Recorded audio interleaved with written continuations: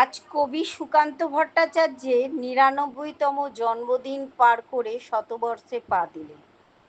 আজ রাজ্য জুড়ে কবি সুকান্ত ভট্টাচার্যের শতবর্ষ উদযাপনে শুভ সূচনায় হাওড়া আর সুকান্ত ভট্টাচার্য জন্ম শতবর্ষ উদযাপন কমিটি হাওড়া জেলার পক্ষ থেকে তার শতবর্ষ উদযাপন করা হয় ব্যাটরা পাবলিক লাইব্রেরি হলে। এই অনুষ্ঠানে তারা নাম দেন শতবর্ষে সুকান্ত। অনুষ্ঠানে কবির বিভিন্ন দিক তুলে ধরেন বিশিষ্ট সাংবাদিক অর্ক দেব। ঘন্টু গোপাল মণ্ডলের রিপোর্ট, জিএম নিউজ, হাওড়া।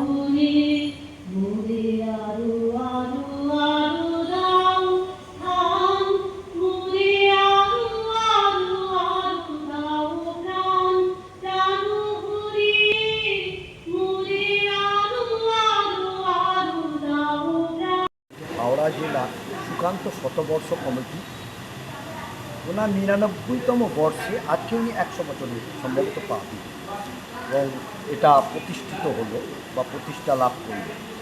তো সুকান্তবাবু সম্বন্ধে দু একটা কথা যদি বলেন।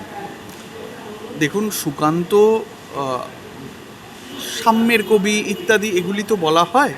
আসলে এগুলি বলে আমরা সুকান্তকে বড় করার বদলে ছোট করি। আমাদের সুকান্ত সম্পর্কে যে বোঝাপড়াটা সেটা যে কতটা কম, কতটা ক্ষীণ, কতটা যে আমরা সংযোগহীন সেটা বারবার প্রমাণ করি। আজকে ১০০ বছরে যদি ফিরে গিয়ে সুকান্তর কাব্যগ্রন্থগুলি এবং সুকান্তর চিঠি চাপাটিগুলি যদি আমরা আরেকবার খতিয়ে দেখি, আরেকবার খুঁটিয়ে পড়ি, তাহলে আমরা দেখব যে একটা দমচাপা পরিবেশে, একটা ঔপনিবেশিক পরিবেশে যেখানে শ্বাসরোধ হয়ে আসছে মানুষের, সেখানে একজন সাহিত্যিকের ভূমিকা কী হতে পারে। একজন সাহিত্যিক তার মেধা, তার মনন ব্যবহার করে একটা জাতির ঘুম কিভাবে ছুটিয়ে দিতে পারে। সুকান্তর তুলনা এই মুহূর্তে সারা পৃথিবীতে যদি কেউ থেকে থাকে তাহলে সেটা প্যালেস্তাইনের সাহিত্যিকরা। মাহমুদ দারবিশ, ঘাসান কানাফানি, এরা ফিলিস্তিনে যে সাহিত্যটা করেছেন, প্রতিরোধের সাহিত্য, অর্থাৎ একটা জনজাতি যখন আধিপত্যের চাপে নাভিশ্বাস হয়ে উঠছে, তখন সেই জনজাতিকে মোড় ঘুরিয়ে দেওয়ার শিক্ষা দেওয়া, সেই জনজাতিকে প্রতিরোধে অটুট থাকার যে যে ঘুম ছুটিয়ে দেওয়ার যে বাণী দেওয়া, সেইটা কিন্তু সুকান্তর সাহিত্যে আছে। কিন্তু আকছার দেখা যায় যে এই ধরনের সাহিত্যের সাহিত্য গুণ নষ্ট হয়ে যায়, বলা হয় এইরকম। কিন্তু সুকান্তর সাহিত্য, ছন্দ বলুন, কাব্য সুষমা বলুন, তার সাহিত্য গুণ বলুন, মাত্র ২১ বছর বয়সে তিনি চলে যান যক্ষারোগে, কিন্তু তারপরেও ওই ২১ বছর ওই ওই সামান্য আয়ুষ্কালেও তিনি সাহিত্যে যে স্বাক্ষর রেখে গিয়েছেন, তার সাহিত্য কাজের এখানে খুব বেশি বলার পরিসর নেই আপনার আমার কথাবার্তায়, কিন্তু তার সাহিত্যের যে চিহ্নগুলি তা কিন্তু পাকা মাথার পরিচয়, এবং তা এক বিরাট স্বপ্নালু সাহিত্য যোদ্ধা জীবনের পরিচয়। আমরা বলবো যে কাজী নজরুল ইসলাম বাংলায় যে সাহিত্য ধারাটা শুরু করেছিলেন, সেই সাহিত্য ধারা হয়তো কালের স্রোতে বিলীন হয়ে যেত যদি সুকান্তর মতো একজন সাহিত্যিক সেতু হয়ে, ব্রিজ হয়ে কাজ না করতেন।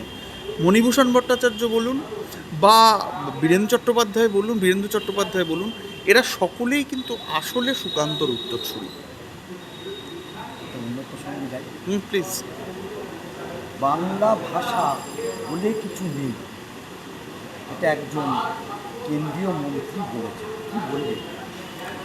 যে কেন্দ্রীয় মন্ত্রী বলেছেন বাংলা ভাষা বলে কিছু নেই, তার মূল যুক্তিটা হচ্ছে যে বাংলা ভাষায় যে শব্দগুলি রয়েছে, সেই শব্দগুলি আরবি এবং ফার্সি, অতএব ভাষাটা বাংলাদেশি, বাংলা নয়। প্রশ্ন হলো, সেই মন্ত্রী বা সেই বিজেপির প্রতিনিধি, তিনি কি সিঙ্গারা খান? সিঙ্গারাকে হিন্দিতে বলা হয় সামোসা, সামোসা একটা আরবি শব্দ। তিনি কি বিরিয়ানি খান? তিনি কি নান খান? তিনি কি পোলাও কোরমা খান? এগুলো সব আরবি ফার্সি শব্দ। আমরা যে ভারতবর্ষে ফসল চাষ করি তার দুটো ধরন রয়েছে, আরবি আর রবি আর খারিফ। রবি খারিফ এই কথা দুটি সম্পূর্ণভাবে আরবি এবং আরবি শব্দ। আমরা যে বলি যে অনেক সময়, নানা সময় বলি যে এরকম জীবনের নানা কথা, ধরুন আদালতে দেওয়ানি, তহসিল, মফস্সিল, এই যে কথাগুলি, মফস্বল, এগুলো সবই আরবি ফার্সি শব্দ থেকে এসেছে।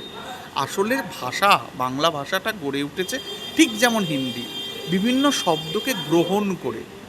তাহলে বাংলা ভাষা যদি না থাকে, তাহলে একই যুক্তিতে হিন্দি বলেও কোনো ভাষা নেই। এবার আপনি বলুন আপনার এই মানে জন্ম শতবার্ষিকী কমিটি। হ্যাঁ, হাওড়া জেলা সুকান্ত ভট্টাচার্য জন্মশতবর্ষ কমিটি আজকে এইরকম একটা পরিবেশে গোটা রাজ্যে সাংস্কৃতিকভাবে আমরা যখন বারবার দেউলিয়াপনা দেখছি, তখন এবং সবথেকে বড় কথা, গোটা দেশে সবথেকে বড় যে ফ্যাসিবাদের যে অভিশাপ, ফ্যাসিবাদের যে অভিশপ্ত ছায়া আমরা দেখতে পাচ্ছি, যখন দেখতে পাচ্ছি বাঙালিকে একঘরে করার চেষ্টা করা হচ্ছে দেশ জুড়ে, যখন দেখতে পাচ্ছি বাঙালি শ্রমিকের পেটে ভাত নেই এবং তাকে বাংলার বাইরে গিয়ে মার খেতে হচ্ছে, তখন একটা এরম একটি সংগঠন যখন উদ্যোগ নিয়ে সুকান্তকে মনে করছে, তখন আসলে তারা এইটুকু বলা যায় যে এই সময়টাকেও, সমসময়টাকেও তারা আসলে ভুলছে না। তারা সমসময়ের সবথেকে রেলিভেন্ট শটটাকে আবার ফিরিয়ে আনতে চাইছে। কাজে আমি তাদের কুর্নিশ জানাই। আপনার নাম? আমার নাম অর্ক দেব। ধন্যবাদ। অনেক ধন্যবাদ।